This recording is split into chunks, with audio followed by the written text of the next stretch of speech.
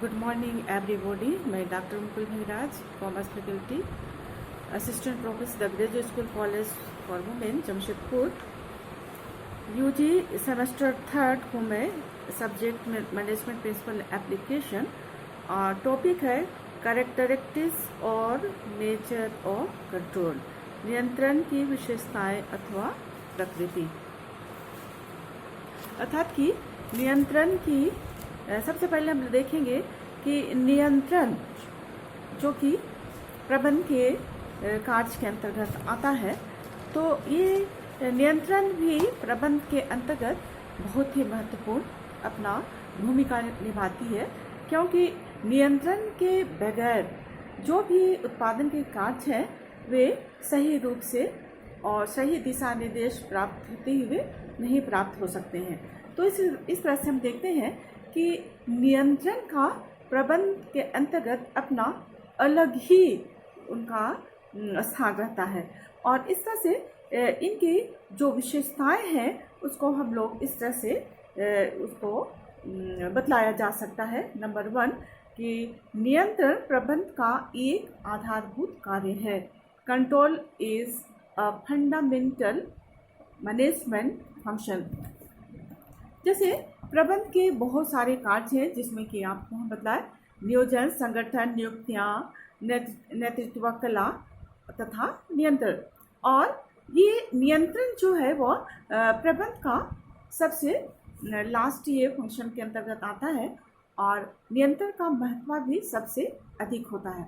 और इस तरह से प्रबंध में से नियंत्रण कार्य को यदि हम उसको हटा देंगे, यदि नियंत्रण को हम कुछ भी स्थान नहीं देंगे, तो वैसी स्थिति में प्रबंध के जितने भी कार्य होते हैं तो उन कार्यों वे सभी कार्य जो है वे अर्थहीन हो जाएंगे, उनका कोई भी मतलब नहीं रहता है। अर्थात जो योजनाएं बनाई गई थी उन्हें पूरा करने के लिए जो स्थापित किए गए हैं, पद स्थापित किए गए हैं, तो उन पदों में भी नियुक्ति की जाती है, और संस्था में जितने भी काम कर रहे लोगों के बीच में अर्थात कि कर्मचारियों और व्यक्तियों के बीच में मार्ग प्रदर्शन किया जाता है। और ये नियंत्रण का कार्य नहीं होने पर ये सभी जो है बिल्कुल बेकार हो जाएगा, क्योंकि नियंत्रण के अभाव में हम यह नहीं जान पाते हैं कि हमें क्या करवाना है, क्या हो रहा है, संस्था के अंदर क्या हो रहा है। बहुत सारी ऐसी बातें हैं जो है नियंत्रण के बिना काम नहीं हो सकता। तो इस तरह से हम देखते हैं कि नियंत्रण जो है प्रबंध को एक तरह से सफलतापूर्वक कार्य करने में भी एक अच्छी तरह से वो अपनी भूमिका निभाती है, सहयोग प्रदान करता है। दूसरा है प्रत्येक प्रबंधक का अनिवार्य कार्य, essential function of every manager. नियंत्रण का दूसरा लक्षण इसका सभी प्रबंधन के स्तरों पर संपन्न किया जाता है, और यह प्रबंध का ऐसा कार्य है जिसमें हम देखते हैं कि प्रबंध में जो तीनों स्तर होते हैं, आपका टॉप, मिडिल या लोअर, तो सभी स्तर में जितने भी प्रबंधक होते हैं, मैनेजर होते हैं, तो जिस स्तर का प्रबंध रहता है तो यह विश्वास दिलाता है कि वास्तविक प्रगति निर्धारित योजनाओं के अनुरूप उसके अनुसार से हो रहा है अथवा नहीं। और इस तरह से जो भी तीनों स्तर होते हैं, तो इन जो भी नियंत्रण से संबंधित प्रश्न उठते हैं, तो नियंत्रण के उद्देश्यों में भी उनका अंतर हो सकता है। जैसे कि आपका उच्च स्तरीय प्रबंधक है तो इसका जो काम है वह प्रशासनिक संबंधी नियंत्रण करना है, और देखते हैं कि ये जो है ये योजनाओं और नीतियों पर ही आधारित होती है, और इसे नियंत्रण की आवश्यकता जो है वह विशेष परिस्थितियों में ही पड़ती है। उसी तरह से जो मिडिल लेवल के जो प्रबंधक है, मध्य स्तर के, तो उनके नियंत्रण की समस्या जो होती है वह संस्था की नीतियों को वास्तविकता में बदलने से संबंधित होती है। और जो लोअर लेवल के मैनेजमेंट से संबंधित जो प्रबंधक होते हैं, तो इनकी नियंत्रण की समस्या का जो संबंध होता है वह वास्तविक कार्य संचालन से संबंधित होता है। तीसरा जो है इसकी विशेषता, नियंत्रण एक निरंतर चलने वाली प्रक्रिया है। Control is a continuous activity. ये जो है जो नियंत्रण है वो इसका मतलब नहीं है कि ये एक बार हम काम कर लिए नियंत्रण हो गया, तो ऐसी बात नहीं है। इसमें प्रबंध के अंतर्गत ये जो नियंत्रण का जो काम होता है, तो बार बार जो है वो हमेशा के लिए प्रतिदिन जो है नियंत्रण से संबंधित नियंत्रण के अंतर्गत आती है, अर्थात कि ये एक लंबे समय तक उसको दोहराया जाता है। एक बार करके उसको समाप्त नहीं किया जाता है, बल्कि लंबे समय तक उसको निभाया जाता है, क्योंकि इसकी आवश्यकता हर समय रहती है और नियंत्रण के अंतर्गत प्रगति की लगातार जो है संभावना बनी रहती है। इस तरह से हम देखते हैं कि जो भी बदलती हुई परिस्थितियां होती हैं, तो उन्हीं के अनुसार ही पूर्व निर्धारित प्रपापों अर्थात कि स्टैंडर्डों को भी बदलना पड़ता है। इसलिए कहा गया है कि नियंत्रण जो है वह लगातार मापन करने, तुलना करने एवं जांच पड़ताल करने की प्रक्रिया है। Controlling is a process of regular measurement, comparison and verification. तो इस तरह से हम देखते हैं कि नियंत्रण जो है एक सतत प्रक्रिया चलने वाली प्रक्रिया होती है, अर्थात कि नियंत्रण एक निरंतर चलने वाली क्रिया है। तो यह इसकी तीसरी विशेषता है।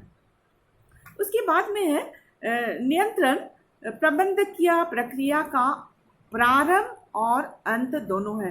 Control is both the beginning and the end of the process of management. तो इस तरह से ये नियंत्रण की जो भी आवश्यकता होती है, तो वो प्रबंधकीय प्रक्रिया के शुरू और अंतिम दोनों में ही पड़ती है, क्योंकि प्रबंधकीय प्रक्रिया योजना बनाने से शुरू होती है और नियंत्रण जो है वो समाप्त हो जाती है। नियंत्रण करने के लिए प्रापों का होना भी बहुत जरूरी है और ये योजनाओं में निर्धारित किए जाते हैं और इस प्रकार से प्रबंधकीय प्रक्रिया का प्रारंभ जो है नियोजन के रूप में होता है, जो कि नियंत्रण प्रक्रिया का पहला कदम अर्थात कि फर्स्ट स्टेज होता है। और दूसरी ओर हम देखते हैं कि नियोजन में निर्धारित प्रमापों को पूरा करने का प्रयास करना नियंत्रण के अंतर्गत आता है, जो कि प्रबंधकीय प्रक्रिया का अंतिम कदम अर्थात कि स्टेप होता है। तो इस तरह से कहा जा सकता है कि नियंत्रण जो है वह प्रबंधकीय प्रक्रिया का वह आरंभ भी है, प्रारंभ भी है और अंत भी है। पांचवा जो इसकी विशेषता है वो है नियंत्रण ना केवल पीछे देखना है बल्कि आगे भी देखना है। Control is not necessarily looking back, it is looking forward also. तो इस तरह से ये स्पष्ट ही हो रहा है कि नियंत्रण जो है इसकी विशेषता है कि इसको सिर्फ पीछे ही देखना नहीं है बल्कि उसको आगे भी देखना, उसको केवल पीछे नहीं देखना बल्कि इसको आगे भी देखना। और इस तरह से इसके क्योंकि इसके अंतर्गत जो है वास्तविक परिणामों की तुलना जो है अपेक्षित परिणामों से की जाती है, अर्थात कि जो भी संस्था के अंतर्गत जो काम हो रहे हैं और उन कामों से जो हमको परिणाम मिला है, जो रिजल्ट मिला है, तो उसको जितना प्राप्त हुआ है उसको जो हम अपेक्षित कर रहे हैं आने वाले समय में कितना उत्पादन में प्रगति होगी, तो दोनों में हम उस दोनों के रिजल्ट को हम लोग एक तरह से कंपैरिजन करके हम उसको देखते हैं। इस तरह से ये नियंत्रण जो है वह सिर्फ उसको पीछे की ओर नहीं देखना है बल्कि इसको आगे की भी देखना, अर्थात कि इसको जो बीत गया फ्यूचर है उसको भी और आगे प्रेजेंट आने वाला जो है कमिंग जो हो रहा है तो उसको भी देखना है और दोनों का अंतर में उनके परिणामों को देखना है। और दोनों परिणामों को देखने के बाद में हमें जो परिणाम जो है प्रबंध के अंतर्गत श्रेष्ठ, उत्तम और प्रबंध के लायक मिल रहा है, तो समझना चाहिए कि जो हमने नियंत्रण का काम किया है वो नियंत्रण का काम जो है सफलीकृत हो गया है। तो इस तरह के नियंत्रण की विशेषता होना चाहिए। और यदि मान लीजिए कि परिणाम जो है अच्छे नहीं मिल रहे हैं, तो वैसी स्थिति में इसमें जो है हमको क्या चीज़ में कमी थी, क्या अभाव था, उसमें क्या समस्या आ गई है, तो उस समस्याओं को हमको सुधारना है, अर्थात कि सुधारात्मक कार्य करने के लिए हमको भविष्य के लिए जो है हमको सचेत रहना है। और इस तरह से कहा जा सकता है कि नियंत्रण जो है आगे की ओर भी देखता है।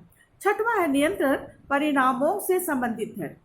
Control is related to result. जैसा कि हमने आपको बताया कि ये जो कंट्रोलिंग है वो फ्यूचर और प्रेजेंट दोनों को ही, वो दोनों के रिजल्ट को वो कंपैरिजन करता है। और तो इस तरह से वो उसका कंपैरिजन का मतलब ये हुआ कि उसका हम लोग मूल्यांकन करते हैं, और यदि उसमें किसी भी तरह का जो है समस्या आ जाती है तो हम उसमें सुधारात्मक कार्रवाई करते हैं। तो इस तरह से ये जो है परिणामों से संबंधित होता है। लास्ट है, नियंत्रण के सकारात्मक एवं नकारात्मक दोनों पहलू होते हैं। Control has both positive and negative approach. तो जैसे कि आपको हम बताएं कि सकारात्मक दृष्टि का मतलब ये हुआ कि प्रबंध में जो भी उत्पादन हो रहा था तो प्रबंध जैसा वो अपना अपेक्षित रखा था, अपेक्षित इच्छा रखा था, तो उसके अनुसार से उसको उत्पादन हुआ, मतलब कि अच्छा हुआ। जो भी उन्होंने अपने जो भी उपलब्ध जितने साधन था उनका विदोहन करके उनको जो भी रिजल्ट मिला तो उनके अनुसार हो रहा था तो ठीक था। लेकिन मान लीजिए कभी कभी ऐसी बात नहीं है कि उसको जो भी रिजल्ट मिलेगा तो जैसे उसकी इच्छित उनका अपेक्षा थी उसी के अनुसार से होगा, उन्हीं के अनुकूल होगा, अकॉर्डिंगली उनकी विलिंगनेस के अनुसार से होगा, ऐसी बात नहीं है। कभी कभी जो है जो इच्छित अपेक्षाएं रखती हैं तो उसके विपरीत भी हो जाती हैं। इसको ये हम कह सकते हैं कि नियंत्रण के सकारात्मक और नकारात्मक दोनों भी पहलू होते हैं, अर्थात कि रिजल्ट अच्छा भी हो सकता है, परिणाम अच्छे भी मिल सकते हैं और परिणाम अच्छे भी नहीं हो सकते हैं। तो इस तरह से तो हम देखते हैं कि नकारात्मक पहलू का मतलब ये हुआ कि मान लीजिए कि उत्पादन ठीक से नहीं हुआ तो ऐसी दृष्टि में जो है हमको जो भी नकारात्मक दृष्टि से इसका जो उद्देश्य हुआ तो साधनों का दुरुपयोग हो रहा है, तो साधनों का दुरुपयोग को हमको रोकना है ताकि हम जो भी नकारात्मक पहलू है तो उसको हम समाप्त कर सकते हैं। तो इस तरह से ये नियंत्रण की ये सारी विशेषताएं हैं।